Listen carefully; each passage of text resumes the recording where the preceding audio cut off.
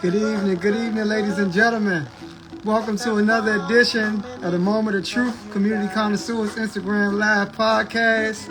I see y'all are chiming in. It's been quite a while since we've done our podcast, a couple of weeks. We've been really busy. As you all know, it's the holiday season, so we had a lot of events, a lot of give backs and things of that nature. So it's an honor to be back live and direct with the viewers tonight for the Moment of Truth.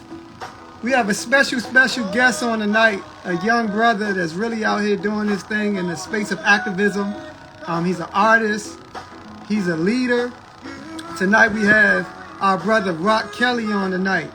So if you all can do us a favor, if you all have individuals in your personal network that you know that would like to hear the story and some of the contributions that this young brother is, doing in his community, please hit that arrow at the bottom right-hand side of your screen and invite, some of your network to this conversation. This is definitely going to be a great conversation tonight with a young man whose voice needs to be amplified on many, many platforms for the work that he's doing, for the knowledge that he has, the work that he's done on himself, the work that he's doing in his community, and just his perspective on Black empowerment.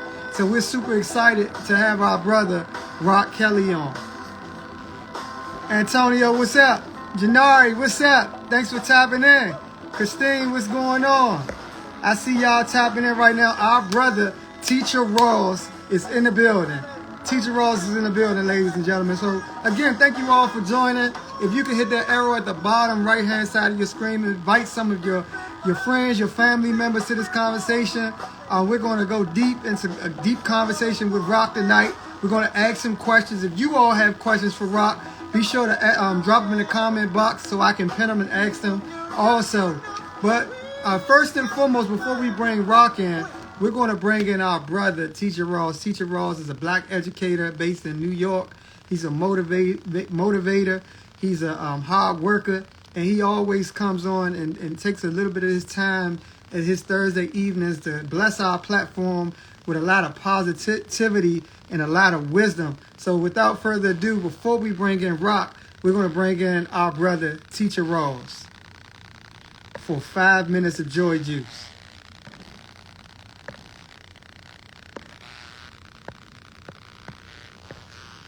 Teacher Rawls, if you could send that invite, for some reason, it's now allowing me to bring you in, brother. For now, I'm going to play that good Marvin Gaye in the background, one of DC's finest, until we get this situated. Again, this is the Moment of Truth. Those who are just joining, we bring this podcast to you all every Thursday night at 7:30 p.m. Again, we've took a couple of weeks off because we've been really, diving deep in the community, making sure that we're able to support some of the youth in the inner city here in Washington, D.C. with holiday gifts. So it's a great evening to be with you all. We're super excited about being here with you. I see Teacher Rawls, we're having some difficulty getting you in. Let me try it one more time. If we can't get you in, brother, we're going to have to proceed with tonight's show. We love to have you on. But again, okay, so it's saying that you may have to update to the latest Instagram. I know Instagram has a lot of updates and things of that nature. So you may have to upgrade your Instagram app on your phone, brother. But, it's all love. We're grateful to have you on. We already know what you do. You always bless this platform. You always hear the spread, the good news, the joy juice. So we definitely appreciate you tapping in. But be sure to stay tapped in because this brother, I'm sure you'll enjoy this brother, Rock Kelly, that we have on tonight. So with that said, we're going to move on to go ahead and introduce our brother Rock Kelly to the platform. Again, if you have individuals that you would like to bring onto this platform to hear a really, really powerful conversation tonight about a brother that's doing a lot of great work in the realm of advocacy. He's an activist. He's an artist. Please hit that arrow at the bottom right-hand side of your screen and invite some of your people to this phenomenal conversation. So Rock Kelly, born and raised in Uptown, D.C., as one of 12 siblings to a family known of their faith and athletic achievements. Just like a lot of his other siblings, Rock Kelly started his education in Raymond Elementary and graduated from high school at Roosevelt. At 17, he left D.C. after receiving a scholarship for track and spent the next 5 years chasing his dreams, but more importantly, gained a new perspective on life.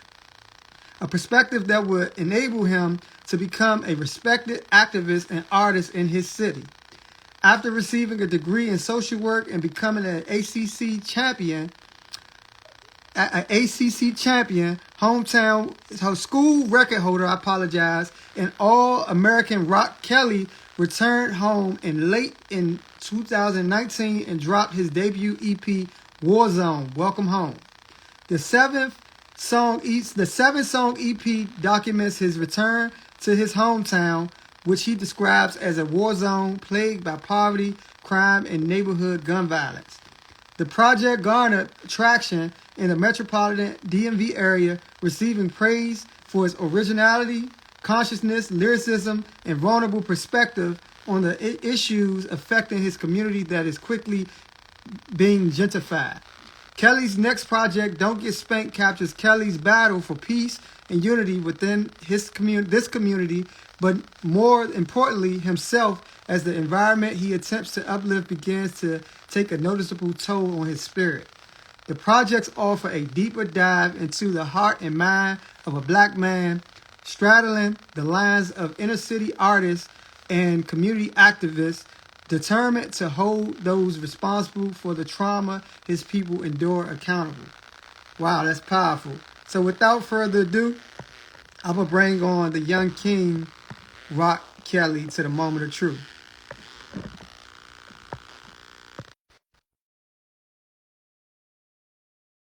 Again, thank you all for joining. Please hit that arrow at the bottom right-hand side of the screen as we got our brother Rock with us now, live and direct on the moment of truth. Let's get this thing started. Can you hear me? Yeah, I can hear you, man. How you doing? How everything going, man? The lighting good? Yeah, the lighting is perfect, Okay, brother. The lighting perfect, man. How's everything? Can't complain, man. Just staying up, staying blessed, and taking everything one day at a time. So first and foremost, on behalf of Community Connoisseurs, I want to thank you for taking time out of your evening for joining us, man. You could be doing a lot. You're working a lot on your artistry. You're doing a lot in the space of activism. You're just a busy young man, but you took time out this evening to connect with us on the moment of truth, to share some of the things that you have going on, to share some of your wisdom, some of your perspective on the shape of our community, your community. And we just are super thankful for having you on with us tonight. So thank you, brother. I appreciate the opportunity. And most people who really know me know that behind everything that I do, whether I'm, protesting, whether it's music, whether I'm out there running on the track, these conversations right here that we're about to have are the conversations that I genuinely live for, because these are the conversations where you are able to, not only see what you know, but actually, gain a new perspective on life as well, and then take that knowledge and give back to the youth. Because as a young black man in this environment, I know I don't know everything, and I know we got to unlearn and relearn a lot of stuff. So just being there and present and having these conversations, these powerful conversations that, we don't get to have on every day. And I feel like we need to have these more and more. So that's really when I'm, learn how to engage on a certain level, and then take this back to the youth and engage with them on that same level. So it's, this is big for me as well, just learning how to step out there and be present and speak. Absolutely, man. I love that, man. And just to let you know, man, I know you said just to be able to share this with the youth. One of the things that we do with these podcasts is, as we have these conversations, for those who don't know, we use them as case studies. So we are able to share these conversations with the youth, and the youth and they create case studies, and they give us, reports based on what they've heard, what they've learned through these conversations. So it's amazing that you mentioned the fact that you want to use your voice to be able to, support the youth in your community. And that's what you're doing from joining this particular platform. So I want to thank you again for joining. And let's get this thing started, man. Tapping in right now, Rock. And I need everybody to send that to 10 people. Send that to 10 people. Just take that and send it to 10 people. It's not gonna do you no harm. If Absolutely, man. You can arrow at the bottom right hand side of the screen, and you can send it to your folks because this is gonna be a good one. So the way we like to start our conversation, Truth Rock, we got a lot of people that tapping in from your personal network. There's people that's tapping in from ours. There's people join. We like to do is start off from like your childhood, right? We want to learn about things. We want to learn things about you that many may not know, right? You know, a lot of people see you as being an artist that you are. A lot of people see you as an activist out here, you know, on the ground, doing what it takes to advocate for positive change in your community. But let's talk about your upbringing, right? Things that maybe people didn't know about rock. Tell us a little bit about your story as a young adolescent up in Washington, D.C. all right, well, to start off, you know, as an artist, when people ask your story and, you know, you go back, you know, they looking for that beautiful trauma story that basically co-sign all the music and everything else that go on. And that's one thing that I've like throughout my whole life, I've kind of ran away from, you know, just being a victim of, you know, the system. Because when you grow up with 9 brothers and 3 sisters in the city in DC, it ain't no manual to basically how to raise those kids, you Right. know? So from the outside looking in, it was always this beautiful track family, this upstanding Muslim family, but behind the scenes, no one ever really knew that um, our circumstances was just as worse, just as bad, if not worse, than most of the people around us. It's just the fact that we were able to hold each other up through those years and have some sense of unity, you know, within our community that we would display. You know, it's all based on perception. So when it come down to me going to school and I go to track meets and I'm winning 4 gold medals and my brother won 4 gold medals, my sister wins 4 gold medals, everybody look at you like a superstar, but they don't know that when you step off that podium and you going home, you like, hey, look, man, what we eating? Like, you Right, know, right. that's the, not saying it ain't nothing to eat, but you sitting there, it's like, all right, your mother working minimum wage, father, these aren't people who are doctors or lawyers. Like I come from the same environment as everybody else. I wasn't raised by, you know, prestigious people. When I went to college and I started meeting people who actually other black people who want from my environment, that's when I started to see how different things were, you know, in the world. Because I thought all black people were suffering like, you know, like I was. I thought all black people were struggling. I thought it was normal for us to go through the stuff that we did. So my perception of it was no point of glorifying it because it's just you got to learn how to escape this. You got to figure out a way to overcome this. But actually getting out of this environment and seeing my teammates and stuff pull up the track practice and brand new cars and stuff like that, you know, it did something to me because again, this is always growing up in an environment where we ain't have much. We had what we needed. We always had what we needed, but that only take you so far, especially when you become a teenager.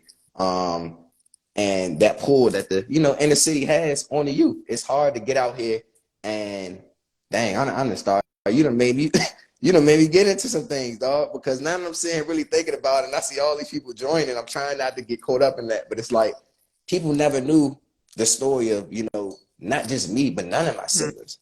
You know, it's deeper than me. No one knows what me or none of my siblings truly went through, you know, coming up in that environment.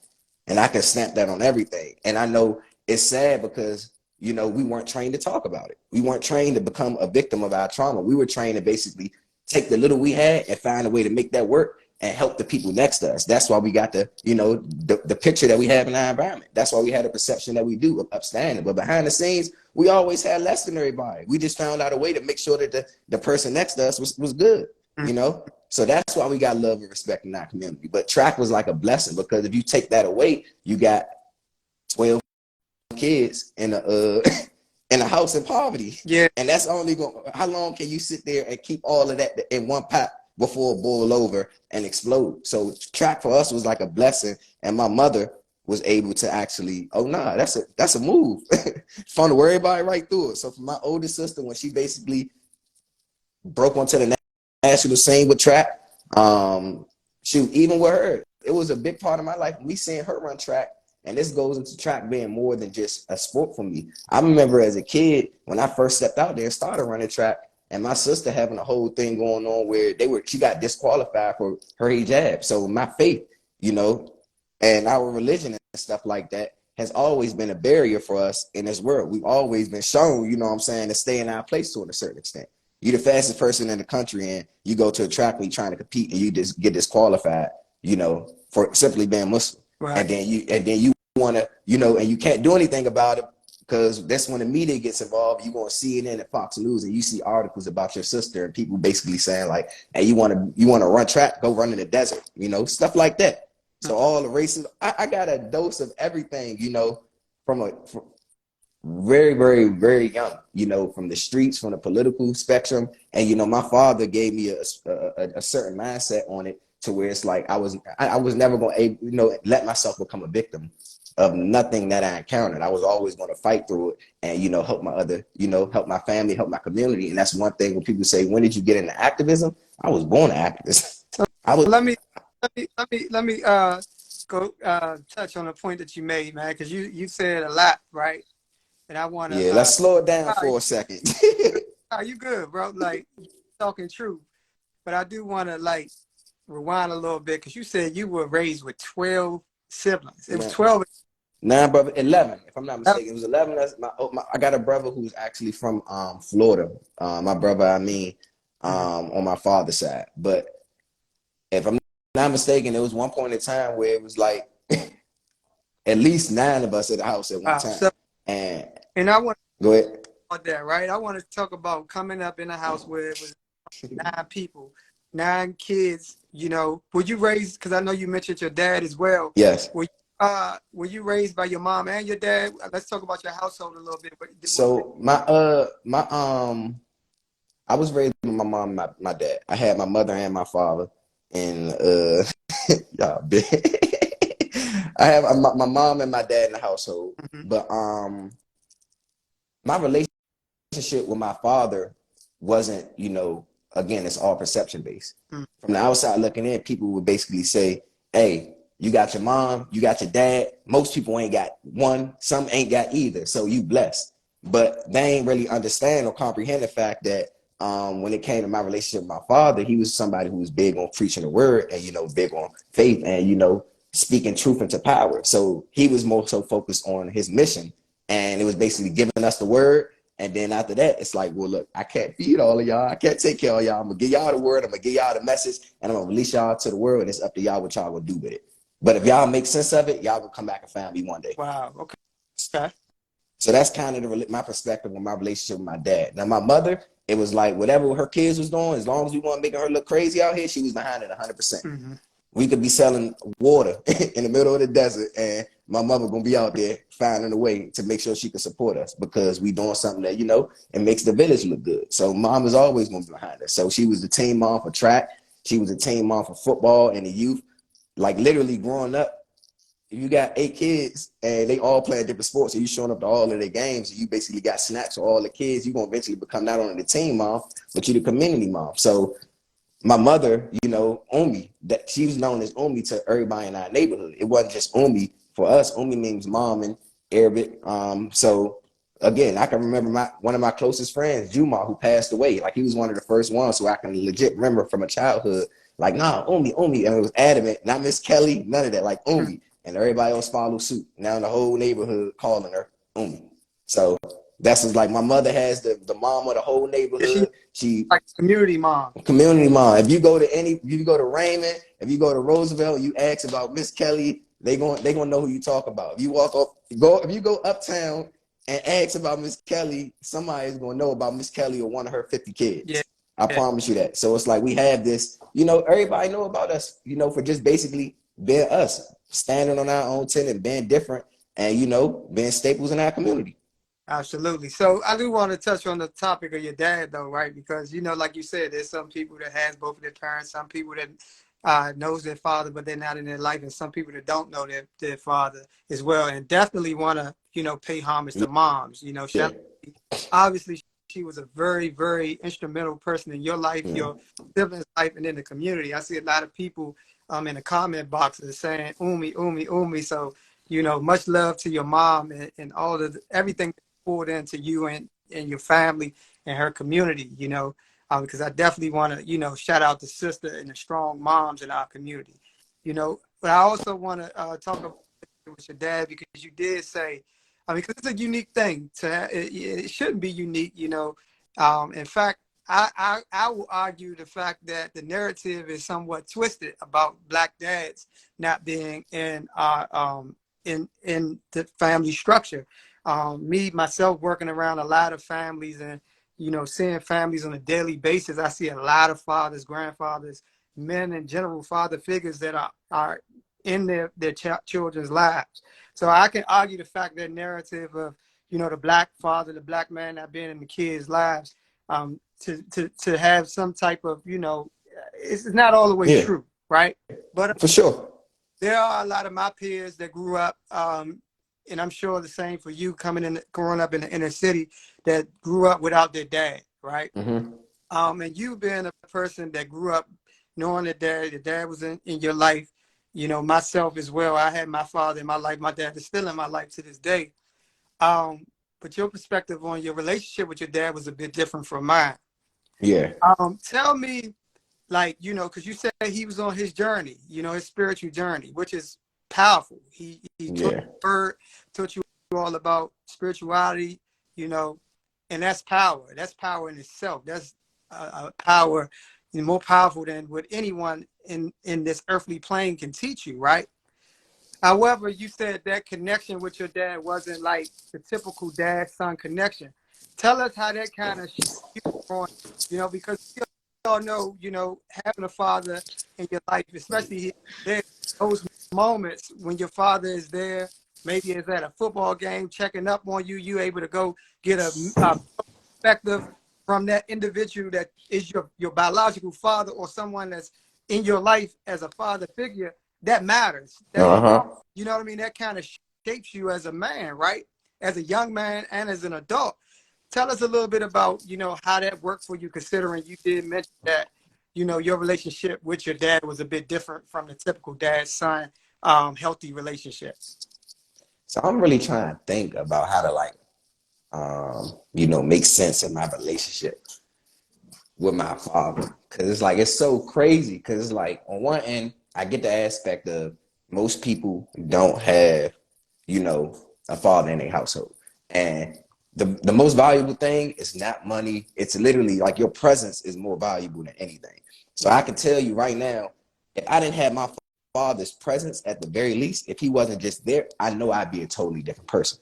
Mm-hmm. Now, when it came to me basically growing up to be who I become, I could sit here and say I wouldn't be who I am today without my father. So when it comes to me standing on a podium and, speaking up against the system and, trying to mobilize and unify my people, that message is coming directly from my father, through the people who taught it to him. Mm-hmm. So at the end of the day, when it comes to, my relationship with him, it's kind of like, again, I don't have all the answers because there's no manual for how to raise this many kids in this environment. But at the end of the day, it's like, I know y'all gonna need each other. I know these core values and these morals and these specific characteristics are gonna take y'all far in life if y'all hold on to them. So this is what I got for y'all. Here y'all go.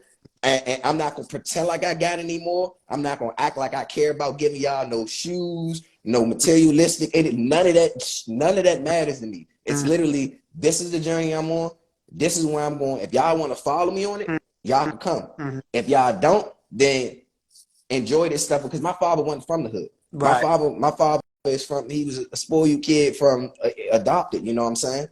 From Indiana. So when he came in DC, he had met my mother in DC. It's like literally we were the first generation in DC, and then we born from the late 80s to now. We going through the crack epidemic. We going through all this stuff. It's stuff that he ain't never experienced, but he knows like what it's doing to our people. He knows what's gonna happen. So it's almost like he's giving us the message that's gonna breed like soldiers. Because I'm not raising kids. Right.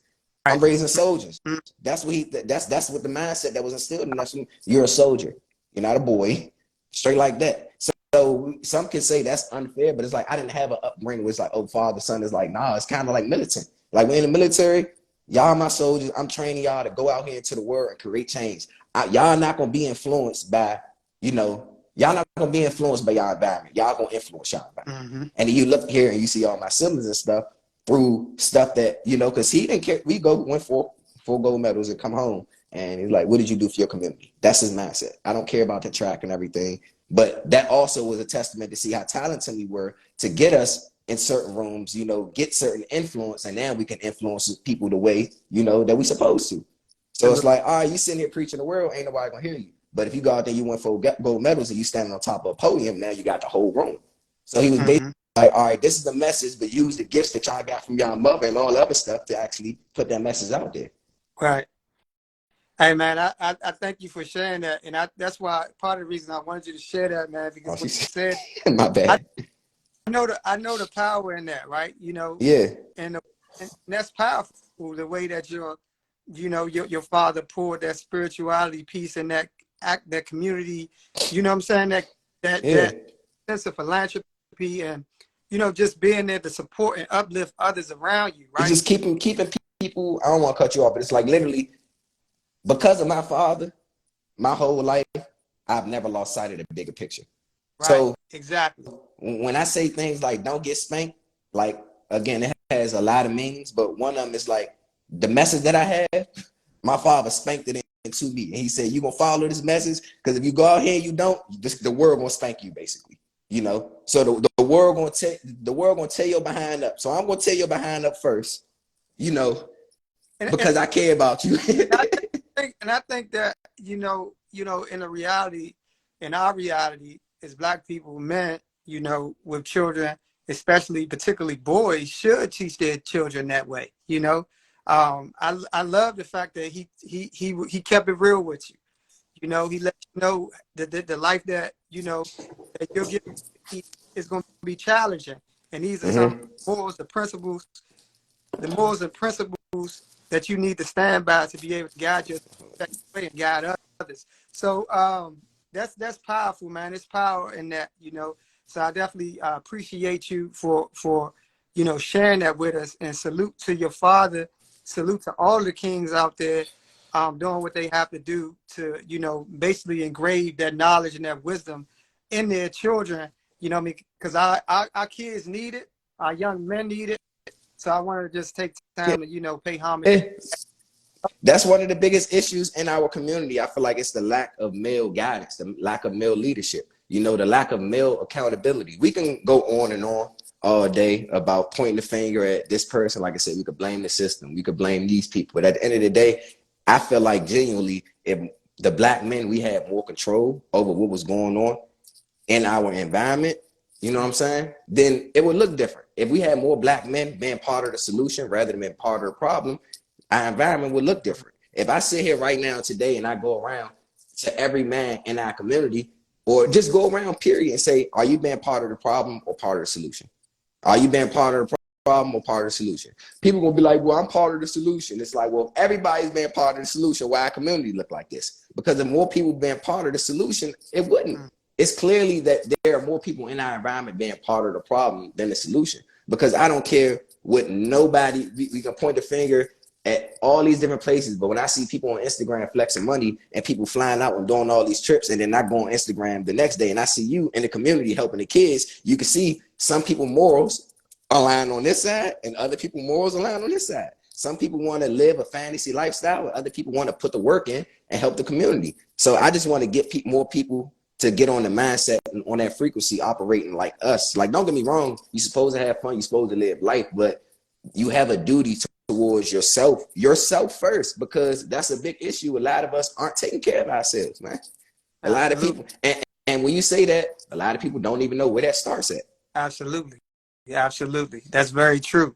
So I want to go back, right, because I know you emphasized, part of your journey was the gift that you was given, to be able to compete in track. And obviously I learned this today just from talking to you, is that, you had an older sister that kind of inspired you to be able to, even start your journey in running track. Yeah. And before I go there though, because I do want to honor the questions. I do know I told individuals in the that's viewing right now, if they had any questions for you, that to drop them in the comment box and I'll pin them. So I want to make sure I definitely pin my good brother Fernando's question that he had for you. I do see that somebody asked a question in regards to don't get spanked. We're gonna definitely talk about. Yeah, we're gonna get to that. I see Yeah, you, Pinky. I see you, Pinky. If you still in here, I see you early, man. I know I'm a man of my word, I'm gonna try to pin as many questions that y'all have while we have him until around 8:30. And I saw Fernando's question come through in regards to your father, and he asks, as an adult, do you respect and understand the reasoning behind your father's actions in raising you and your siblings? Yeah, now I do. I mean, I can. It's so funny that like right now I can laugh at it, and that's when I look myself in the mirror, and be like, don't get spanked, because again, we talking about perception. Growing up, you're not gonna understand why somebody is doing what they doing. You know, it don't make no sense. But again, once I got older, and let's take this. We talked about my father embarking on his spiritual journey, right? And basically doing everything that he felt like he needed to do for himself, his community, and stuff like that. And I'm going through basically high school, college, feeling like I don't have the support, you know, of my father that I should, because we're not communicating on a daily basis. I'm not having conversations with my father about my everyday life experiences. And now getting older, I can see that it won't go do me no justice, because my father wasn't from my environment. So a lot of the questions that I had answers to, my father won't gonna be able to give me those answers anyway. So once again, he never pretended like he could be that person to stand up. He spoke on what he knew and nothing more, nothing less. Mm-hmm. So now as I'm getting older, it's like I'm stepping into the activist world of things, and I'm dealing with a lot of stuff, pushed back from, you know, the activist circle, politicians. I'm saying don't get spanked. A lot of the rappers don't like it and all of that. And this is really the first time me standing out there being bold with my message and preaching the stuff that he instilled in us. And I'm telling him about it. He basically like, what, you scared?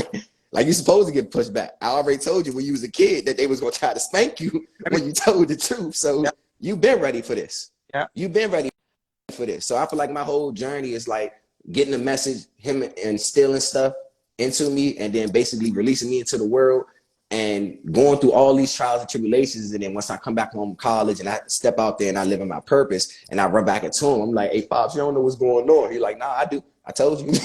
Now what you gonna do about it? Like, don't get spanked is real life. Like, it really is real life. It's like a guide from, you know, where you are to try to get to your higher self. We talking about an infinite entendre. We getting spanked on multiple levels, physically, emotionally, mentally, spiritually, psychologically. And it's like a lot of people can't even get past the physical aspect. So when I say something like don't get spanked, they just look at it as no deeper than a black person killing another black person, or saying don't kill each other, or saying don't die. You know, they looking at it like that. So it's like, all right, if you want to stay on that level, I could meet you there and have a conversation. But I'm letting you know that don't get spanked is deeper than this. So I'm not staying here with you. We could talk about Negroes killing each other on that level, you know, and then we're going to move on, because financial freedom, we need that. We need this free-eyed spirits, you know what I'm saying? People are mentally ill out here, you know, so we need help on a lot of layers, but it all comes with actually being aware that we even get spanked on these layers, because a lot of people walk around like they are fine. Everybody just think it's normal. You know, you wake up, basically just do drugs, hop on Instagram, tune into negativity, formulate opinions, and then restart the cycle over and over. And there's more people on that frequency than it is on our frequency. Yeah, that's true, man. So many, and we got to, and our people got to be enlightened about that, man. You know, we're going to definitely tap into that conversation about, you know, like tuning into the wrong things, because that's one of the topics that we actually have, is just like, you know, the frequency and the energy that's in the some of the movies, some of the music, things of that nature. And we're not conscious they not of even that. hiding now. How it impacts our lives in the way that we show up in different spaces. So we definitely gonna tap into that. But I do want to answer King Storm's question. What is some advice you would give to young men that grew up without their father, that are fathers themselves now? That's a phenomenal question, King Storm. Thank you for that. That are father themselves? Yes. So their fathers now, they grew up without their fathers. Father, but then father themselves? Don't get spanked, man. I ain't got no kids yet. I ain't not. On a serious note, all jokes to the side. When it comes to stuff like that, I feel like, again, like I told you, there were a lot of people in my environment who played like a father figure role to me, a mentor type role to me. So I don't believe that anybody is left without knowledge if you're looking for it. If you're seeking knowledge, you're seeking wisdom, you're seeking understanding, there will be an opportunity to, you know, get out there and find it. So if you might not have your father and you're confused about how you going to, you know, raise your son or raise your daughter, it's ways to figure it out, you know. Latch on to the people in your environment that are being responsible fathers, you know, and follow after them. You know, don't sit here and go out there with the dudes who basically not taking care of their kids and complaining about what their baby mother not doing or doing all day. Literally go put yourself in a different room around different energy. You'll have different results. I mean, that's as simple as that's a way of simplifying it. But like I said, I don't have no kids yet, so I don't want to be the one. Hey man, you need to do this, that, and the third, because like, no, I'm not gonna do that. I'm learning too. Answer though, you know, even though you don't have kids, the principle still is true. Is that you want to model the behavior that you feel that is best for your situation. So that's just like having a mentor. If it's somebody that's doing something that you inspire to do or become or better, you want to gravitate to that person, learn. And oftentimes people who are doing well in whatever area it is, they don't mind sharing the information. And nonetheless, it's information all over. I mean, we're in a, you know, in a time of information right now, right? Like you can get information on almost anything, YouTube, Instagram, social media in general, the internet in general, to figure out how to take those necessary steps to get where you want to be. But definitely your answer, I feel like is spot on, because if there's influences around you, individuals that you see that are doing well in that area, you know, you definitely want to gravitate to those people and don't feel shy about asking questions. That's one of the things that I personally learned myself is, you know, I used to be that type that wanted to figure out things on my own, but I also sometimes, you know, you got to open your mouth and ask individuals, how did you do that? Can you give me some understanding on how I can possibly do this and do that? So I definitely appreciate your answer, because that's real. And there are people that out in that area. You gotta be. And one thing I say about myself is where I used to have some, I don't know if you're familiar with the term, but survivor's remorse. When it comes from basically, you from a certain environment, you grew up with all these people, like you the one person that make it out was able to do something differently. So now when you come back in the environment, people either treat you like you not like them no more, or they treat you like you think you better than them. So it always make you feel like, dang, bro, why y'all mad at me for succeeding? When it's like, oh, nah. At the end of the day, when we got in certain rooms, I asked certain questions because I wanted to know certain things. And that's what separated me from certain people. So I've always been willing to actually go out there and obtain that knowledge. And if you want to be a good father and you want to, you know, be better than your father, ask questions, you know, go out there and learn. You got to be willing to learn that information, you know, and we got so many resources. You just Google how to be a good father, you know, as simple as that. Show some type of initiative, but sitting back and waiting for, you know, you to become a good father and not putting yourself in a position to do that, it's not going to work. I truly believe that anything that anyone wants to be, it already lies in you. You know, just got to do the work. Oftentimes people don't want to do the work, but in anything that you want to obtain, you know, you have to do the work. You have to do your part. God already doing the work. He already doing it. He made you black. So yeah, let's go back to the track conversation though, right? Because that's something that was huge, and giving you that ability to be able to go to college on a scholarship, man. How did you even get into track? Like, did you already just know? I mean, I know you had a sister that was into it that inspired you to do it. Were you just naturally fast, or like what kind of like made you like want to get? I was already fast growing up. I was fast growing up, but I played football. I was known for football around the city. I was one of the best youth football players in the area growing up, from I would say 6, 7 until basically when I got to high school, but I had stopped growing. So I had to really pivot and, you know, do something else because, you know, make it make sense. I'm 5'7", 130, 40 pounds. It's like, you're going to get picked up for track before you get picked up for football. So I had already known in my mind that I was going to school for track, you know, young, but I still wanted to play football. But my sister, I really think the whole track thing, I'm not gonna lie to y'all, my mother can tell y'all it was like a move. Once my sister broke down the door, it's like, y'all going to college and I'm not paying for it because it was no other way for us. Like we gonna be trapped if we didn't have that. So it was like literally a way for us to run from our trauma, run from my environment. And that's the way I perceived it. It's like, you go do this and you get as far away as you can, you get as much as you can, you come back and you help, or you stay where you at. So that's really what track was like. Like we would just, I don't know, it's a blessing. I don't know how you can get a family of that many and literally you run the city for 15 years. Mm. We literally had a wonderful coach, Coach Bean, and started with my sister, then my brother, then my other brother, then it was me, then the next brother, then the next brother, then the next brother, then the sister, then the next brother. And it was straight like that for 15 years. And we tore the city up. Wow. Because we had something to work for. I think a lot of it came back to people ain't know what we was going home to. Mm. People thought that it was a game. We weren't out there to play with people. Mm. It was not. It was not a game at all. For sure. And you said you got a scholarship. What school did you go to? I went to NC State, the Wolfpack. Nice.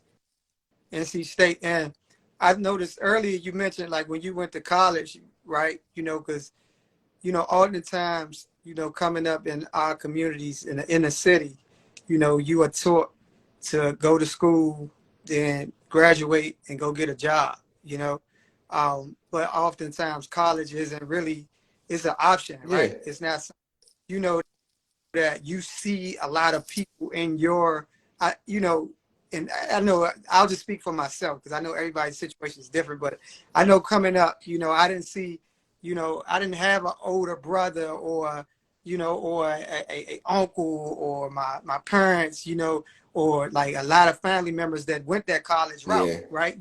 Honestly say, oh yeah, do you see this this degree that I have, this degree, I went here, I was a part of this sorority or fraternity. It just wasn't something that, naturally came with, our environment, right? Yeah. So you be able to have that opportunity to obtain a scholarship to NC State, which is a very great school, right? I noticed you mentioned earlier, it changed your perspective. So I want you to talk about how that experience changed your perspective, because even if it's not college, I truly believe that youth growing up in the inner city, seeing something outside of their environment, truly, truly important. So tell us about your experience being able to go to NC State on a scholarship and meeting so many people on the campus and your experience in college in general. So when I say, all right, I went to NC State, and a lot of people, they hear NC State and they see a black dude with dreads. They always think I went to Central or A&T, but it's like, no, I went to NC State, the Wolfpack, ACC, with all the white PWI, with all the white folks. So it was a culture shock for me just coming from inner city DCPS, where we basically don't learn anything, and they're gonna pass you just strictly off of the fact that they feel bad for you, and then you go to a PWI where it's like, I'm talking about my major, my intended major when I first got to college was political science. I wanted to be a lawyer, and I probably say within the first few weeks of class, I'm sitting there in the lectures, and I'm in there again, PWI. We talking rednecks, backwoods. They not scared of Negroes, It's not like that. It's not like you walking down the street, it's like, hold my purse. It's like, nah, these are the backwoods rednecks. So they stand in 10 on what they believe in. And I just remember, like, all I wanted to do was fight. And because I didn't know how to articulate myself in a well enough manner amongst these people in this big institution. And again, coming from where I'm coming from, if you feel disrespected, like they saying stuff like, yeah, black people poor because they don't work hard enough. And I'm like, you don't know my mother is working 2 or 3 jobs out there doing. You don't know that I'm literally leaving school at 12, running to work my internship just to get a couple extra dollars, working there for 3-4 hours, running back to track practice, practicing again, and still basically trying to, go home and and this is in high school. So I'm like, it's literally kids out here working their butts off to help their family. And you sitting here talking about some black people don't work hard enough. So it's like already right there, it's like the emotional aspect of it. I didn't even have no type of sense of emotional intelligence, going into college. It was literally like, oh, he played with me, so I should smash him. Straight like that. So I had to remove myself from that major off the strength that I couldn't even articulate myself in a well enough manner to stay in there and have productive conversations without, feeling offended and stuff like that. So that's kind of how I got into, I ended up in social work, which was more, I guess you would say liberalized, but then being in there and seeing stuff from that perspective, you got one end at the PWI where they basically like, yeah, they don't work hard enough. Let them be them, forget about it. And the other end, it's like they just pacifying them and making all types of excuses and not really provide no real solutions for it. They basically just weaponizing our emotions and talking about our trauma and making it sound all cool. But the guidelines and stuff that we have to follow to get resources and stuff to help people in this manner, you can't really help the people in my community like that. Wow. Yeah. You know, you might be able to help kids in other communities. In my community, the stuff that they teaching us in here, that's not gonna work. Right. So it's like being always, you know, caught in the middle. And amongst all of that, you still constantly getting phone calls from back home about stuff that's going on. So you never really escape your environment. You still, so-and-so just got shot, so-and-so's in jail, you know, so-and-so just died. So you're trying to say, can I go back home for the funeral, to the point where your coaches don't even want, I couldn't even come home sometimes. Literally, my college for me really started to make sense. And it's funny because the person who asked that question earlier, he also ran track with me in high school. My high school rival, we both went to college. And it's crazy because I'm going to tell y'all this story. It's going to make everything make sense. We got to NC State. We was roommates freshman year. Now, people think that when you coming from D.C., the coach put us in a room together because she's like, oh, y'all coming from D.C. Y'all going to be friends. And he's like, that's not how it works in D.C. Ain't no Southern hospitality in D.C. You just now put me in a room with basically my biggest enemy from home, and you don't even know it. Yeah. So we sitting there and taking that DC energy down into North Carolina with all the Southern hospitality. It's like a lot of stuff started kicking off. Now, by the time sophomore year hit, so much stuff is built up that by the time we get back to DC, I end up getting in an altercation with the brother and breaking my hand, right? And that's how I ended up missing. I had the red shirt and I had to miss a whole year track. And in that year, when I sat down, that's when I found music. That's when I started understanding myself. That's when emotional intelligence and all the other stuff that I'm talking about really started kicking in, because track was also, it wasn't about winning. It was therapy for me. So it was like I'm running from all my trauma. I'm running from all of this stuff. And then you break your hand and you really got to sit down and face everything that you've been running from the last 20 years. And it all started to come back and hit you. You ain't got nobody there, nobody to call. It's literally just you. And all that stuff started coming back. And that's when I started writing. I never wanted to be a rapper or anything, but that's when music started coming out. So again, in that moment, I became a full-blown artist right in that moment. So let me ask, because oftentimes, you know, hardship is a space when you're going through some of the worst hardship of your life is the time when you find your true self. Obviously, what happened to you. Some people find it in different ways, whether it's going through something like a fight in college that you weren't able to exalt your talents amongst your, and you know, and run track and support your team.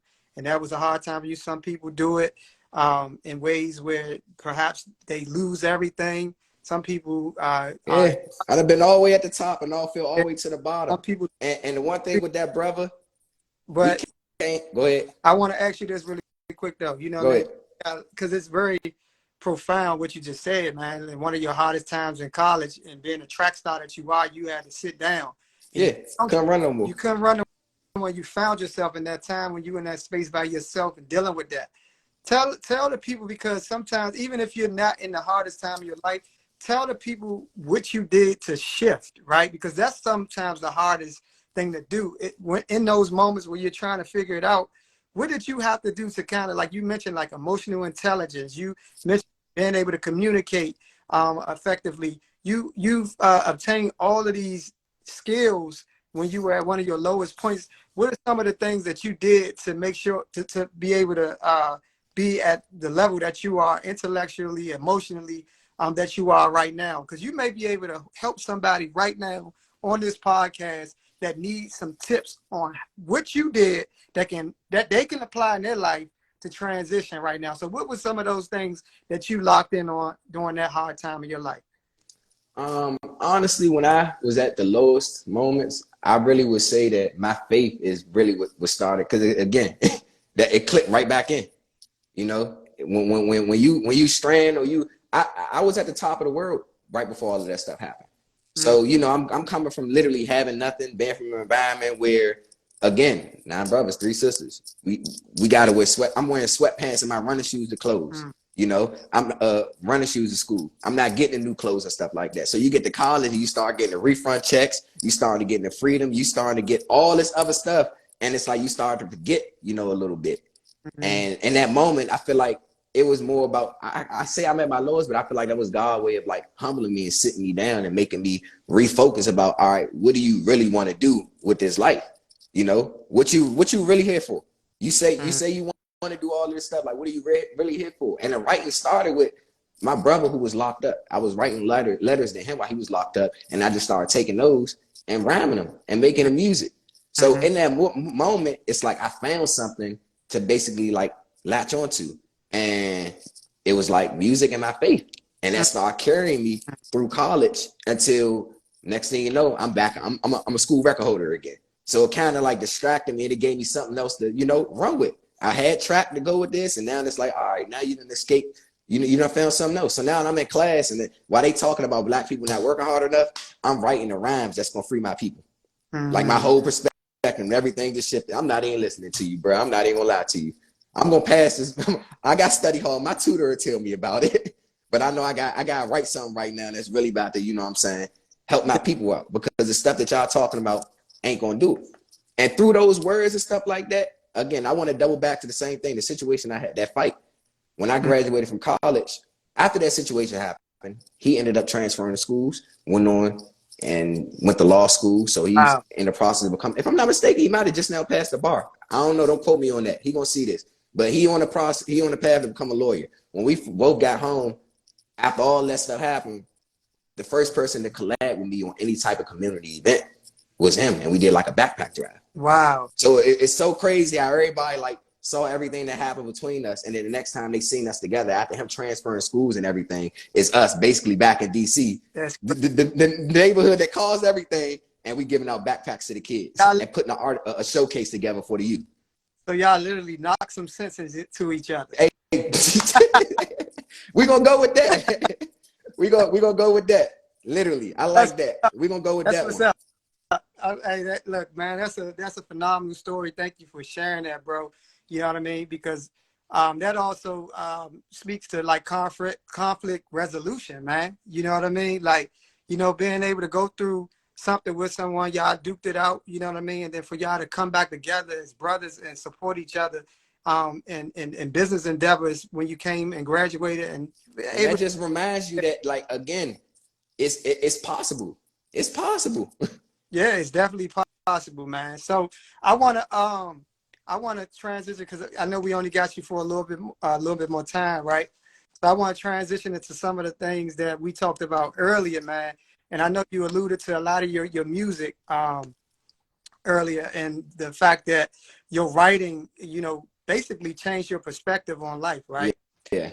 So let's talk about, I know earlier when we were talking, we were basically preparing for this conversation. You talked about the energy that the music holds now, right? Let's talk about that piece, because I think your perspective being an artist is huge, and I think the people need to hear about it. So when I first started making music, it literally was basically like, ain't nobody talking about nothing, and the stuff that I'm writing about is saying something, so I'm gonna go down there and I'm gonna drop this in there, and people gonna listen to me. And it's like, oh nah, it don't work like that. It's like, you gotta understand that people, it's a certain energy that go with music that our people are attracted to. All those kids that you talking about that don't have fathers and stuff like that, or might not have, you know, role models and stuff like that, they're raised by the music subconsciously. And we know that our subconscious controls a lot of people. So when you wake up in the morning, and the first thing that you hear is, I'm about to shoot somebody that look like me, you know what I'm saying? Or I'm about to degrade a woman that looks like me, and you step outside, like that's the frequency that you put yourself on. The first thing that once you wake up in the morning, like just think about it. You wake up in the morning, you don't brush your teeth, like your mouth gonna taste funny, right? Like, nah, brush your teeth. Wake up in the morning, pray, do something else. But it's like a lot of the artists in our city, this is what's big for me. They don't understand the power that they have. Music is power. Music is power. I don't care what nobody say. If you are rapping about killing black people and destroying your community, and you got millions of people looking at you for rapping about destroying your community, you can do so much other stuff with that power. And it's as simple as that for me. It's deeper than any hood, you know, any gang. It's literally as simple as, you have power, you have influence. Be part of the solution rather than being part of the problem. And you can't be part of the problem and then sit here and act like you want to be part of the solution when it's convenient for you. When it's Black Lives Matter time, when it's time to give the kids backpack for school, when it's time to, you know, give toys for Christmas. Everybody want to show up these times, you know, and put band-aids on the wounds, but the other 360 days of the year, they out here perpetuating stereotypes and destroying our community. Mm. Like, you can't put poison in our community every single day and then literally backpack season. So all right, let me get this right. You're gonna get his brother indicted, you're gonna get his uncle killed, his father's dead, you know what I'm saying? You made his mother a junkie, but you're gonna get him a backpack and send his ass to school traumatized. Excuse my language. Yeah. But that's the mindset that you know what I'm saying. That's what I look at when I look at the music and these people who pretend like they leaders. But at the end of the day, I know that because there aren't a lot of people like me and you who have kids and are raising these kids, they influenced by those people. Yeah. So that's part of the reason why I became an artist, because if we being real, I know I have power, but I know that a lot of the people who I need to grab a hold of and the people who I'm trying to influence, they don't want to see Malcolm X. They want to see Lil Baby. Mm-hmm. So it's like, all right, well, my task is going to be in being able to out rap everybody, you know what I'm saying, in the city. And now it's like I'm on the path of doing that. It's like, all right, well, now that y'all looking at me for rapping, hey, look at this speech, because this is really important. Oh, you like the speech? Hey, come connect with me and work in the community, because that's the type of time I'm on. That's how you really shift the energy. You start point here, right here, with the words that you put into the world, and then after that, you lead them into where they're supposed to be. And it could all be so simple, but people want instant gratification. They want fame, and they stuck on that low vibration. And I want people to change. You can encourage people to change, but a lot of people, they just like that stuff. So you just take the people who want to do it, have the conversations with people who are ready to have those conversations, and leave everybody else where they at. That's powerful perspective. Thank you for sharing. So in your work, you basically produce more conscious lyrics, or how's you like? What are some of the topics you talk about in your work? Well, when it comes to like my music, and again, I've only released one EP, 7 songs, but a lot of my music, and this is something I had to look at myself too and say the same thing, like perception, don't get spanked. It's like I was talking about a lot of the same stuff that everybody else is talking about. My perception on it was different, and that's kind of where I was, getting a pass. Right. Because it's like I seen, it was a drive-by last night, and you got these little crazy people out here, and they go into the studio. I said the crazy people. You got these little rappers. They go to the studio and be like, "Hey, 500 shots, da da da da da da da da da." And the next thing you know, I got a song coming out saying, "Hey, how many more? We gotta stop the violence." So it's like you start there, but it's also a lot of lyrical contents and wordplay. So it's like I want to have my music hit like J. Cole, and Lil Wayne at the same time. I want to give you the bars and the wordplay. I want to have fun with it, but I also want to put a message in it for you to take a hold of, because let's be real, a lot of the youth that I'm trying to reach, they don't want to hear boom bap. If you play Tupac for them, they're going to look at you like you're crazy, and then you're going to go from saying don't get spanked to spanking one of the kids for disrespecting a legend. You already know they don't play about Pac, they don't play about Biggie, right. But the kids don't want to hear that. It's a new time. So it's all about taking the medicine, you know what I'm saying, putting it in the candy. Mm-hmm. Absolutely. So let's shift a little bit, because I think I totally agree with the energy that music. I mean, not only just about the violence, you listen to music these days, and even it's a lot of female rappers that's, up, and doing their thing, that's putting out these narratives that our young sisters are following as well. You know what I'm saying? And I'm like, I more so look at it like we can't build a nation with our people's minds clogged up with so much toxicity. You know what I'm saying? You're not even, we don't talk about love. We don't talk about understanding. We don't talk about peace. We don't talk about economics. None of that. You know what I'm saying? They tricked us. We talk about, we flashing money. It's just like childish, if you ask me, right? It's real childish. You know what I mean? So like I made a commitment to myself. Like personally, I don't even listen to music when I'm in my car anymore. I listen in my mind, input, out, and I grew up on it. I come from the streets, born, raised. We all do, and that's the crazy thing.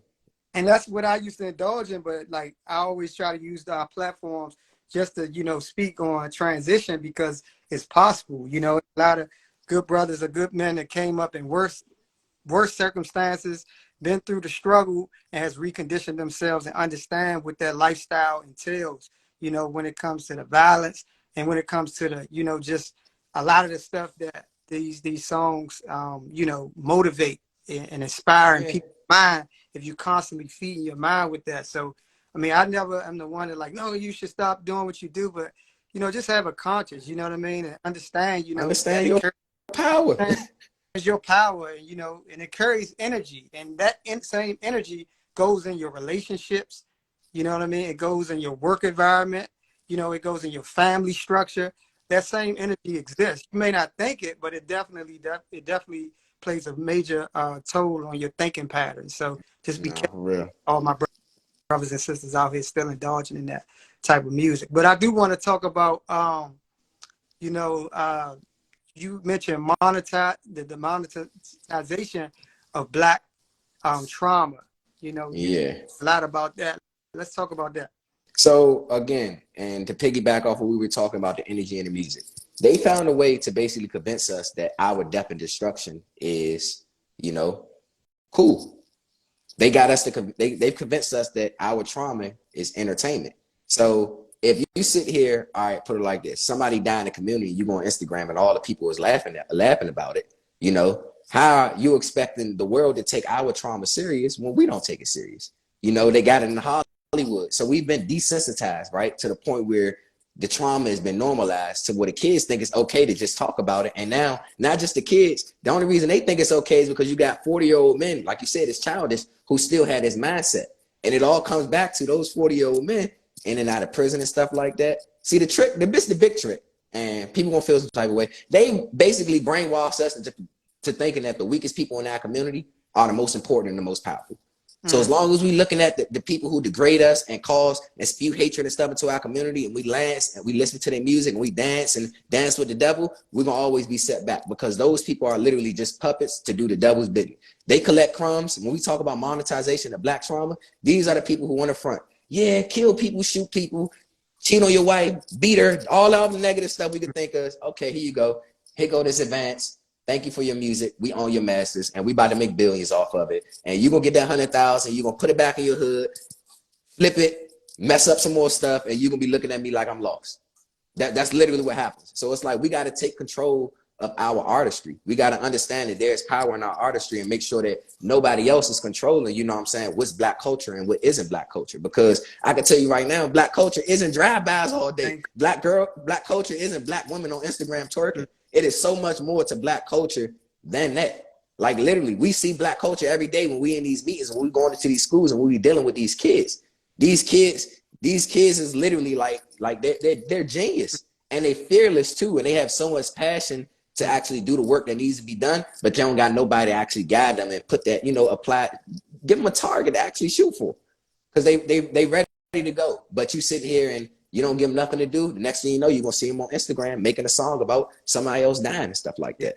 So it's like, again, I understand on the basis of levels, you got people who are just trying to make a living. But again, like I told you, my father has always kept me focused on a bigger picture. It's like, well, you can be a pawn in their game, or you can stand up and you know what I'm saying, create your own game. Absolutely. And it's more Black men who want to be pawns because it's easy. And that just takes me back to saying that they the weakest people in our community. And I stand on it. Yeah, but let me tell you something about the pawn, though. Okay. The pawn actually can be a powerful piece. I consider myself a Black pawn, right? Pawn is the only piece on the chessboard that can move strategically across the chessboard and become any piece on the board that it wants with this at a king. So I do know that a lot of people equate the pawn to being the weakest piece. It's often sacrificed first. However, if you know how to move that pawn strategically across that chessboard, if you know. See, that's a whole nother conversation. Yeah, because I would say, but you my brother, so I wanted to, No. You're right though, because again, this goes into the whole thing. It's like when you start having, it's all right, but the pawn is a strong piece. They want to be pawns in this game. It's like, how about, since we already know the game, we can use them as pawns in our game to make them do the work that we need them to do at the end of the day. So that's when we get into the whole, if you know of things, you know what I'm talking about? Because at the end of the day, everybody can't know everything. Some people have to be a pawn. Absolutely. Everybody can't be a king. Or fellas, listen to me. Everybody cannot be your queen. Right. Some people gotta play the Dutch. Everybody gotta play their role. Absolutely. So yeah, we definitely gonna tap in a little bit more about that too, man. We got a brand called the Black Pawn Game, and you definitely are someone that I would like to, be a part of the movement. But definitely, man, we gonna tap back in about that. But I want to talk about, you know, you talk about the youth a lot, man, and I truly commend you, bro. Like really, just having the courage that you have coming up in your environment. When I first met you, we met actually at a youth event where Yeah. Trayon had a conversation about, you know, just a town hall for the youth to come out and speak on some of the things that are missing, some of the things that are need in the community to support our youth better. I know one of the two people that stood out to me, the two people that stood out to me the most in that conversation that testified was you and Janari. You know, My man, Janari. I, I hope I'm saying her name right. Janari, she's a poet, right? Yeah. And you know, I had the pleasure to meet both of y'all and talk to both of y'all, connect with. And I know when you and I connected, we just was going and Yeah. going and going. Yeah. We all Here for 3 hours and just talk, Yeah. right? Yeah. But the way you stand up and you are confident, you're assertive, and you speak on truth in those environments and on those platforms where you get a chance. I want to commend you for that, man, because it takes a lot of courage, right? Coming up the way you did, and transitioning the way you did isn't easy, brother. You know what I'm saying? You Yeah. can be easily have gone in a different direction and be a part of the problem, right? You know, but you decided to stand on truth. You decided to stand on empowerment for your brothers and sisters in your community, and you decided to stand on Black excellence. So I want to commend you for that, man. And I want I you to appreciate it. know, man, because I hear you talking, but I actually see you working. You know what I mean? And what you're doing is what a lot of people don't do. A lot of people, you know, they stand around and look for solutions, or they talk on Instagram, they comment. You know, it's always, you know, just a lot of naysayers, but it's very it's inspiring, you know, to see young men like yourself that's really doing the work, really standing up in those spaces, really using your voice to empower your people. So I want to commend you on that. And on the behalf of Community Connoisseurs, I want to say thank you for all the work that you've been doing in your community.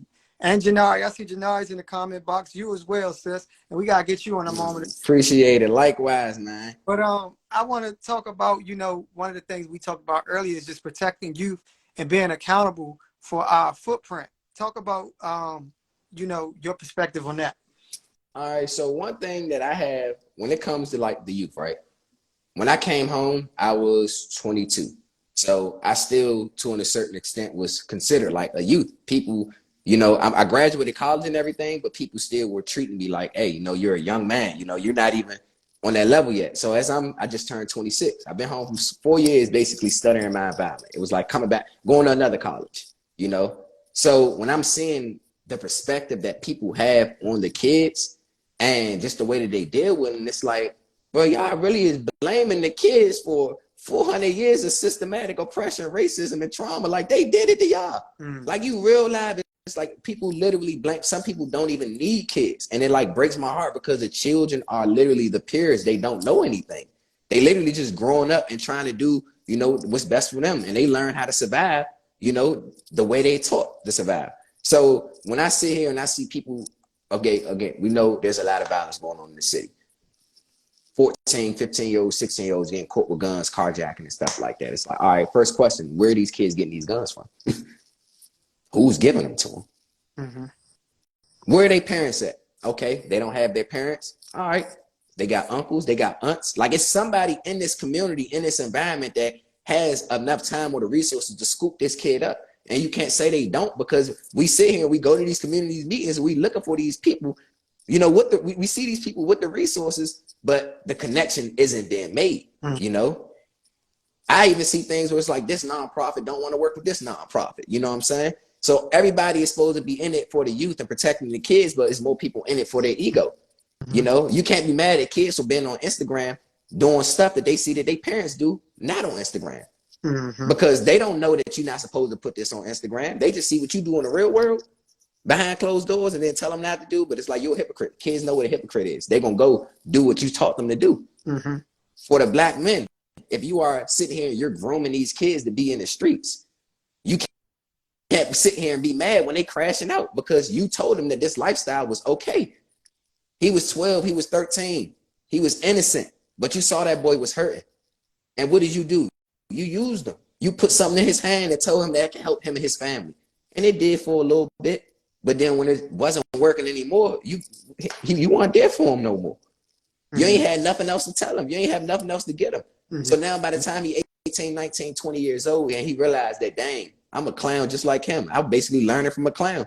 And the clown that I was learning from, who basically put this in my hand, he using that now. You know what I'm saying? So that's the path that I'm on. Now I'm mad at myself, and now I got a kid with this girl who I don't even mess with, and I got to figure out how to be a father, and I ain't got mine. Like, this is the stuff that these are the traps that we lead these kids into. And then once they get into them, it's like, hey, why would you do that? It's like, all right, look, I can't control everything. The only thing I can do is make sure that my footprint, is the way I want it to be. And that goes with, pouring into my nieces and nephews whenever I get an opportunity to be around them, always giving them some type of game, always letting them know that it's deeper than the streets, always letting them know that there's more life outside of DC. Anything you can give to a kid, because again, whether it's money, whether it's simple words, it's so much stuff that these kids need stuff. And they asking for it. And people are literally neglecting them and then blaming them for the stuff that's going on in our environment. And that's not helping the situation, because they just internalize it. And now they are embodying that stereotype that you embody to survive way earlier than you did. And that's very, go ahead. Very true. Because, like if you work with kids and you pour into them, right? A lot of times what you'll notice, is they are very receptive of that. Yes, they want it. They yearn for a real connection with an adult that they can really feel that cares about them, Yeah.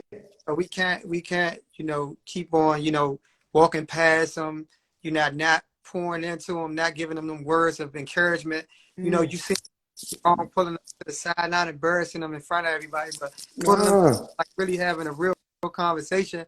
I would just, encourage anybody that's in a position to be able to do that, to just do that sometimes. In that moment, you might not even feel like you're doing nothing or you getting through. You'll never know how important that moment was for that kid. And that's what goes with understanding your power as a Black man. Like, you don't understand the weight that your words can carry. Like, real life, I'm sitting there so many. And again, this is where I say where I wanted that knowledge. I wanted that information. When people gave me game, I ran with it. And that was an issue I ran into a lot growing up with my childhood. It's like the Black people around me, the Black men around me, they told me I was a leader and they held me accountable. And I'm talking about from 8, 9 years old. So I had no choice but to be who I am today. When we got in trouble and stuff like that for doing things, the Black people, men around me, everybody else got a slap on the wrist. Go ahead. I got pulled into the room. Hey, Rock, you know better. It's like, I'm 8 years old. What do you mean I know better? Out of everybody in here, you're going to tell me that I'm the one who know better. Yeah. I'm the one who know better. It's people who are literally older than me that you just looked at and you let them go ahead, but you pulled me to the side. The one person out of the group, you're going to tell me I'm supposed to be a leader and I know better. And now, well, look at me now. That's what they told me. They told me, they held me accountable at a young age. And I'm talking, I couldn't have fun. Yeah. By the time I'm 10 years old, we going out and doing stuff. And it's like, bro, I'm not supposed to be doing this no more. It's like, yes, you are. You 10. That's what 10-year-olds do. So that's how I found myself hanging around older cousins, hanging around my aunt, hanging around my track coach, hanging around different mentors. So it's like, I was 11 years old, walking through Roosevelt. So I've always been one that yearned, knowledge or some type of different understanding, deeper than what I had going on, to basically take back and give to, my peers. And that's huge, man. And it's a good segue, but I want to say this first. That's something that's huge in our community, man. What you're saying, we need more brothers and sisters that standing up, implanting that positive, influence, being that positive influence in our youth. But we also gotta, like you said, man, we gotta start taking education more serious. And I have my thoughts about the education system. I'm talking self-education. Yeah. Self-educated man myself, never went to college or anything. The power of opening up a book, a power of, like we talked about earlier, having a mentor, someone that is doing something positive, that can give you advice when you're going through things, because oftentimes, you can have a conversation with somebody, can give you some free game, that can change your life. But also doing the work ourselves, man, like you were talking about emotional intelligence, about communication, about just being able to, talk about things in a manner that was, outside of just maybe the lingo that you use Exactly. in your, like, educating yourself. Like I want to, it'll be beautiful to see a day where that narrative of if you want to hide anything from a black person, Had it in the book. That's all I'm thinking about as you yeah, talking is that book that they hiding the stuff in, like man. crazy to me. Like, but to this day, and I can only sit here and it's sad because I'm not one person who I love knowledge, I love wisdom, I will research, I will go down rabbit holes, but I'm not one person who I would say read a lot of books, and that's something that I know that I need to do more. Because every time I open a book and I read something, I'm like, this is in here. So you start finding stuff, and then it's like, okay, that I need another one of these, So when they say, go ahead. Said earlier though, too, Rock, is finding that spiritual component that can find everything, because without that spiritual foundation, you're going to be all over the place. So sometimes, all the times you have to have that spiritual foundation, and then Facts. everything else is just, additions to what God is going to guide you. You said it, knowledge itself. And that when you say something like knowledge itself, it's like really going down, forget learning about what the white man wants you to know about your people, because when I look at the education system, that's what they teaching us. They teaching it from what they want us to learn. You're black, okay, your history starts when? Slavery, Negro. Nothing else. Like, we're not even going to know you didn't come from Africa, and if you think you came out, we don't care. Literally, you start here at slavery. Y'all go in and out of slavery. The white man, Abraham Lincoln, he comes and free y'all, and y'all ain't had nothing else better to do. So we loaned y'all some tools, and y'all start sharecropping for us. Some of y'all found a way to build y'all neighborhoods. We burned them down. Please forgive us. Jim Crow hit, mass incarceration. And here we are today with gangster rappers and emotional junkies. You know what I'm saying? It's like, dang. And this is all literally because they told us that what we were. All perspective based. They said, this is what you were. This is what you are. This is supposed to be. You ought to be nothing more. And everybody just fell in line. Everybody just tapped into the matrix and follow suit. And the moment you try to tell somebody they more than a Negro, like you more than this, they looking at you like, bro, no, I like being like this. It's easy to be a nigga. Excuse my language. And we also, and I want to segue after this point, man, we also have to learn how to love each other. Yeah. Because part of that indoctrination that we received, they did a great job at making us hate each other. You know what I mean? But we can't grow a nation without loving each other, man. When I see a brother, you see a brother, you see a sister, like, we gotta love each other first. It ain't always gotta be with no strings attached or anything. It's just unconditional love for the next black person. That's where it starts as well, man. We gotta amplify the love in our community. We gotta teach the kids that it's okay to love each other. Yeah. Real life. Yeah, that's true. Because working with like 5th and 8th graders, sometimes I see it like at a young age, and we gotta start having more conversations about that, because like some of the things that they say to each other, like already it's so young. You know what I mean? It's not good, man. And those are the future. That's the future of our people. So check this. How can we expect them to show grace to each other? How can we expect them to show love and compassion towards each other when they get on Instagram the same way that they mom get on Instagram and they uncles, aunts, and everything? Again, you got kids who get on Instagram. We have a conversation like this, but everything else is like, F that Negro, F that. And this, we out of the music now. We talking about regular tweets, regular captions, regular posts that these kids are consuming all of this stuff that their parents are saying to each other.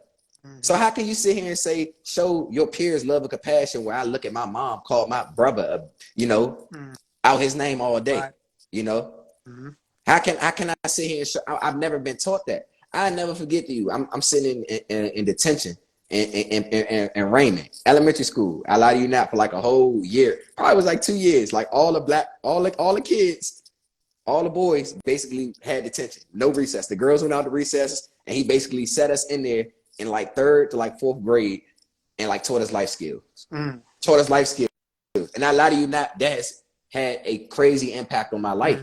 Me sitting there looking at him mad at this man, like thinking that it's slavery, this prison, this gotta be against the law or something. Yeah. You got 25 kids in here held hostage. You're not letting them go outside and play. There's gotta be, we telling our moms, we telling everybody, and ain't nobody saying nothing. It's like, hey, look, bro. Hey, look. And he sit there, and I never forget, it was one day. He made a whole big thing, and I never understood why he made a big thing about it. But now today I see he called his brother, and we all sitting there, we all talking, and he like made it a point to tell his brother that he loved him on the phone in front of everybody. And mind you, we like 6, 7 years old, so everybody like ew, like we laughing and everything. Like it's unheard of us, because like why are you telling first of all another man that you love him? Step one, why are you doing that? And two, why is you doing that in front of us? Like we don't care. We don't even know him. But like after that, I lie to you not. Like the next night, I lie to you not. Me and my brother like laying, and we got the bunk beds. I'm on one bunk bed, he on the other, and it's pitch black. We just laying there. And I don't remember if I said it to him or he said it to me. But it's like pitch black. We'd all knocked out. He said, "Hey, Brock." I said, "What?" I said, "Love you, bro." And we just started dying laughing though.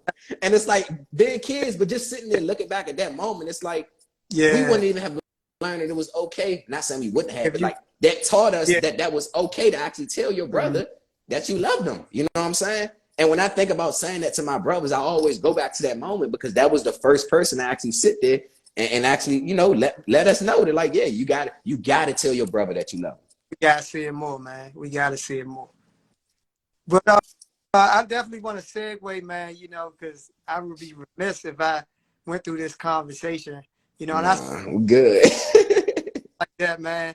Stuff that, I mean, I see a lot of questions in the comment box, but we only got Rock for a few more minutes, so unfortunately I may not be able to get to all of the questions. But I do want to talk about don't get spanked, the don't get because I know that if I didn't mention it. Talk to us about, you know, your movement, Don't Get Spanked, the philosophy behind it, and what you're trying We're to do. going to have to go through it step by step, because there's a lot of aspects and a lot of components to it. So be patient with me. Go ahead. What's the first? So you said the philosophy behind it? The philosophy behind it. How did it start? Okay, so Don't Get Spanked started, and you probably can go back on my page where I kind of was like ranting one day, and I seen something. It had something to do with politics, and I basically was like, hey, they really spanking us. Now, my aunt would tell you, or any of my siblings would tell you, like, that spank word, like, I use it for everything. I'm looking at the TV, it's like, dang, he just got spanked. Donald Trump said this. Why y'all looking at it? Y'all getting spanked. So I'm sitting here looking at the way that we're getting spanked, the kids talking about spanking each other physically and mentally, emotionally. I'm sorry. The way the kids are talking about spanking themselves physically, right? And I see how the media is spanking us by basically, you know, weaponizing our emotions. It goes from black trauma, you know, black trauma sports, and it goes back and forth, and that's all we see all day. You get on Instagram and the first thing you see is your favorite celebrity is dead, you know. Right. You get on Instagram and the first thing you see is the police that killed a black man. So it's like, that's a spanking. I don't care what nobody, that's how I look at it. They spanking me. They taking advantage of me because they know it's nothing I can do. I'm going to feel some type of way when I look at a black man getting shot in the back of the head. I'm going to feel some type of way when I see a black man with his knee on his neck saying I can't breathe. Like, they know this. So they like flood us with all of this trauma and stuff like that. And it keeps us stuck on this low vibration because we depressed all the time. So it's like, nah, bro, I'm tired of getting spanked. I'm not going to consume that stuff no more. So Don't Get Spanked all comes back down to the consumption of black trauma. You know, us basically doing our role and being part of the solution and stopping it. But the only way that you could do that is understanding, like you said, having knowledge of yourself. It comes back to you. We are the solution to our problems. You know, all the issues that go on in our community, if you want to be a part of the problem, if you want to be part of the solution, you can be part of the solution. When you know better, just start doing better. But us, basically, you got people who are willing to be part of this problem, and they think it's okay. We were all taught negative stuff. We got to unlearn and relearn. A lot of the stuff that we were taught based off of survival is a lot of the stuff that's keeping us handicapped. You know, some people think that they got to sell drugs to survive. Oh, yeah, that's cool. You might be able to pay your bills, but you is the reason why it's other people in your community who can't pay their bills right now. So are you then, you know, are you helping your community or are you hurting it? Because I can tell you right now, that backpacking those toys coming, you know, during Christmas and stuff, ain't that's not turning these people lights back on. Yeah. You know, y'all sit together all the time and come to the studio 20, 30 deep talking about killing other black people, talking about spanking each other, but it's like, y'all could be the people sitting down having the discussions and sparking the revolution. Absolutely.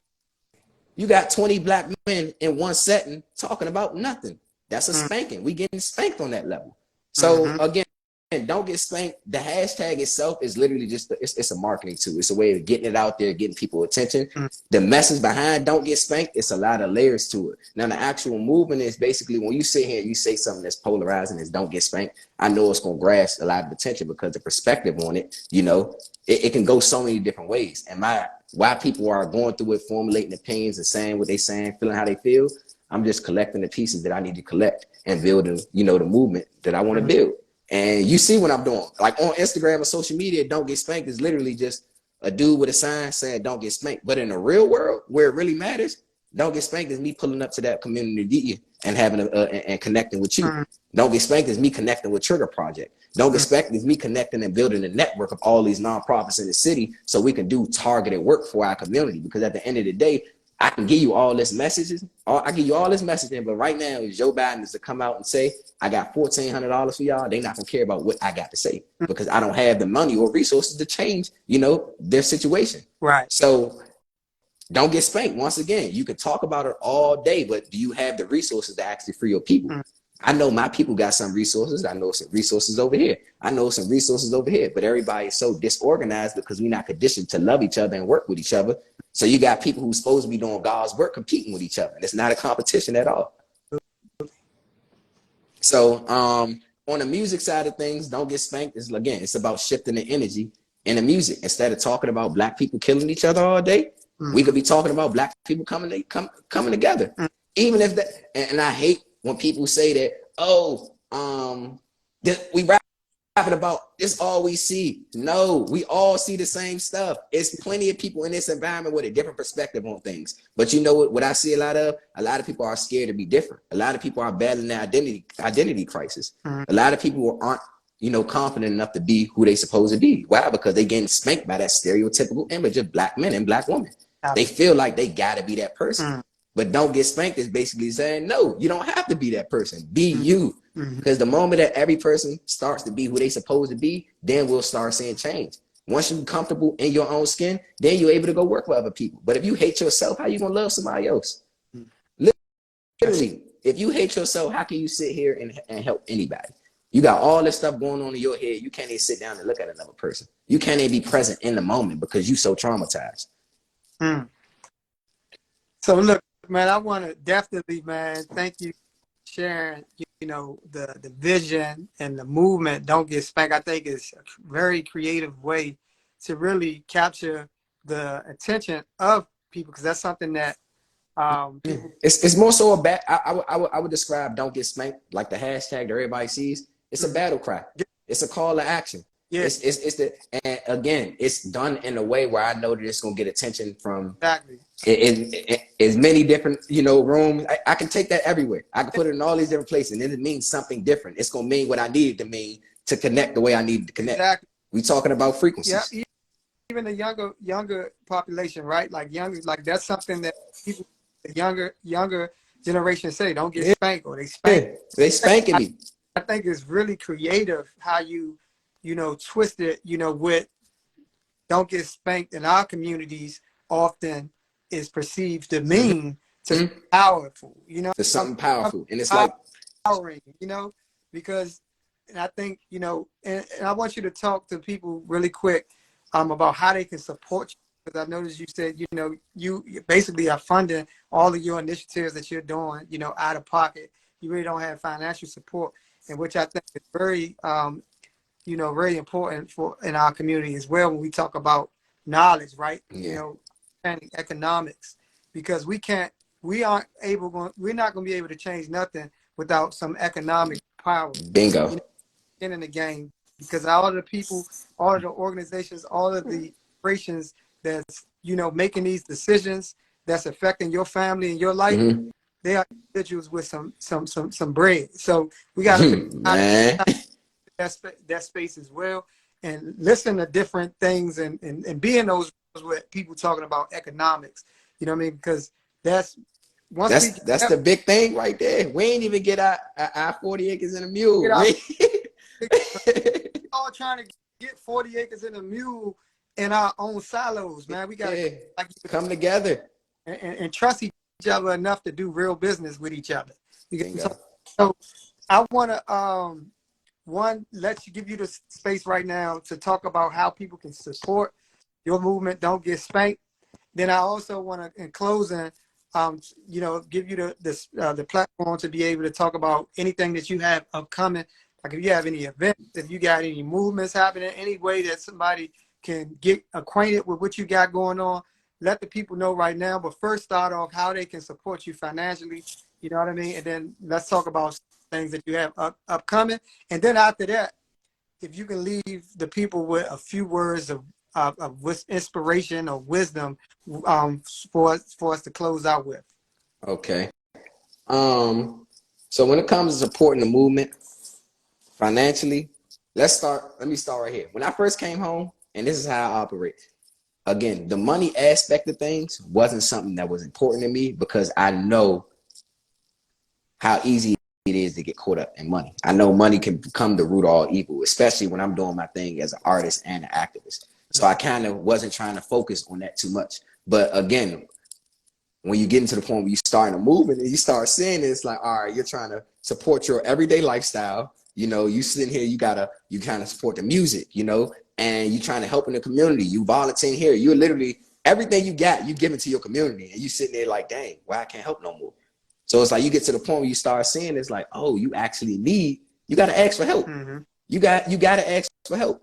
And that's something that a lot of people, you know, one taught to do was to ask for help. So it's like it's funny that I'm actually at the point now where it's like I really got to start. You know, you getting out there, you're doing a lot of stuff, so you need the resources from your people to actually help your people. So you can support me financially. I'm rolling out my merch and everything like that. I'll put my Cash App up there because everything when it comes to any of my merch, everything that I put out here, anything that I'm selling, every penny is going right back into the movement. Whether that's me getting in the Uber to go see somebody and have a meeting with somebody, whether it's me picking up a kid, whether it's me doing anything, everything I got going on, every dollar I get is going into my movement. And that's how I function. You know, I don't care about money, but the fruits of my labor come from the work that I put in for my people. Mm-hmm. So, again, I'm getting my business together as far as, you know, the donations. I'll put the Cash App up there. I'll start slowly rolling out the merch and everything. I'm a perfectionist when it comes to that. So it's like, if I'm going to do that, I'm going to do it all the way. It got to be something that I really love and I really want to put out there. So the merch is coming. I got the Don't Get Spanked shirts right now. So that's really where most of my resources is coming from. I mean, most of my funding is coming from is the merchandise that I'm selling. I'm trying to shy away from getting funding from the government as much as I can, simply because, you know, just my whole philosophy on things is kind of counterproductive to let them in my pocket if I'm trying to do stuff that basically counters everything that they're talking about. So that's really from the financial aspect. Like I said, just merchandise and donations. And when it comes to something that I really want to tell everybody is like, it's not nothing wrong with being different. And it took me to actually get to the age of 26. I just turned 26 a few days ago. And it's like, I can see, and it's like, dang, like, I'm really glad that, you know, I've been different because you sit here and you see where you started at. You see where everybody that started with you at. You see how you was castrated, you know, for being different your whole life, you know, made to feel some type of way for being different. And then you sit here and you get 26 years old and it's like, oh, no, you were supposed to be different. You know, you were put in a position to do different things. Everybody else is supposed to follow that line. Everybody else is supposed to be a sheep and go that way. And he was like, nah, you were supposed to go this way. So fully embrace that. And when people are trying to get you to step off of your path, put your foot in the ground and take 2 more steps in the right direction. You know, don't let nobody deter you from that because there's going to be a lot of naysayers. And then when you have a purpose and you living in it, you got to understand that everybody not going to be able to see your vision because it's not theirs. It's yours. You know, when you fully want to live in your purpose and chase your dream, it's your dream. Everybody not going to care about it. You know why? Because they're not supposed to care about it. It's not their dream. They got bills to pay. They got things to do. So if you want something, you can't find a way. You got to make a way. Hey, man, look, Rock, that was so profound. Thank you so much, man. We're going to go ahead. It. We went overtime. We went 30 minutes over. Man, that still ain't feel like enough, bro. I appreciate this whole conversation. This conversation was so real, man, authentic, you know, and inspiring. And I hope for the viewers, it made them feel just as inspired as I feel. Because, man, you are a 26-year-old brother that, you know, has a wealth of knowledge. You're a leader. You know, you starting a movement, you going against the norms, right? You know, Yeah. and I respect that, bro. So this ain't gonna be the last time we talk. You know No, that it's not. We know we tapped in. tapped in, bro. And I want to thank you on the behalf of Community Connoisseurs, man, for taking time out to drop all of the Jews, bless the platform with all of your knowledge and your wisdom. And I'm just super excited to see what's next with the don't get spanked movement, and with you in general as being a leader and having the knowledge that you have at a very young age, man. So I want to tell you, man, I thank you for joining the platform. We definitely appreciate you, and I love you, brother. And I love you too, man. I appreciate the opportunity on behalf of me and the whole Don't Get Spanked movement, all the spankers worldwide, everybody who's been supporting me and stepping behind the message, because you know at the end of the day, that's what it's really about, getting that message out there. So I appreciate everybody for tuning in. Again, thank you for the opportunity, and I'll probably be seeing you around sometime soon. Definitely Now, gonna hit you. probably about that, brother. We tapped in, man. Thank you. All right, thank you All again. right, bro. Talk to you soon. Peace and love. All right, so there y'all have it. Our brother Rock Kelly. Make sure y'all follow him on his Instagram page, Trackstar_Kelly.